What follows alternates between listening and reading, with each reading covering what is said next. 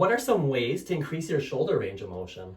Well, the most effective way to increase the range of motion in your shoulders is something called PNF, or proprioceptive neuromuscular facilitation. It involves putting light resistance within your full range of motion in order to excite your sensory organs such as muscles, tendons, and joints. So I can kind of show you here. Let's say my range of motion without breaking into my back, without letting my ribs jut out, is here. Right. Pretending. Okay. So what I'm going to do is get David here to put a resistance going this way so that I can press my arm out and down for about 10 seconds, all the time making sure ribs stay in, back stays neutral. Right. From there, what I'll want to do is bring my arm up and away while maintaining proper posture in your back with ribs down. And then what he can do is bring the resistance up here.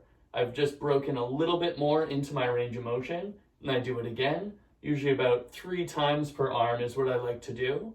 One thing you can do if you don't have a fitness professional right beside you, you can just hold it for about 10 to 15 seconds, as far as you can go. Let it relax, shake it out, bring it back up, see if you can go a little bit further. And this is another great one if you're by yourself to do against the wall or on the floor. So if you're against the wall, what you want to see is you don't want to have your arch in the back like that. You want to bring your hips underneath you so it's stacked, the ribs on top of hips.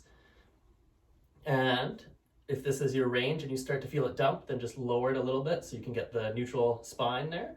And then what I'm doing is I'm pulling this into the wall as hard as I can. Well, maybe not as hard as I can, for about 20% pressure, sorry.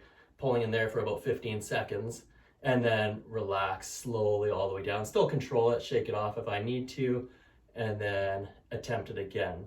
The floor and the wall is really great ideas if you don't have a professional helping you. Same thing when you have a professional helping you. If you're pushing downwards, aim for about 10 to 20% of your energy. You don't need to be grunting, doing it and shaking. You actually probably will be shaking. There's a great deal of core strength involved if you don't know how to activate your core the first few times. Yeah. So give it a try and let us know how you liked it. If you would like us to critique your form or give you any advice, just leave us a comment below, drop a video, whatever you may need. And let's get that healthy range of motion in those shoulders.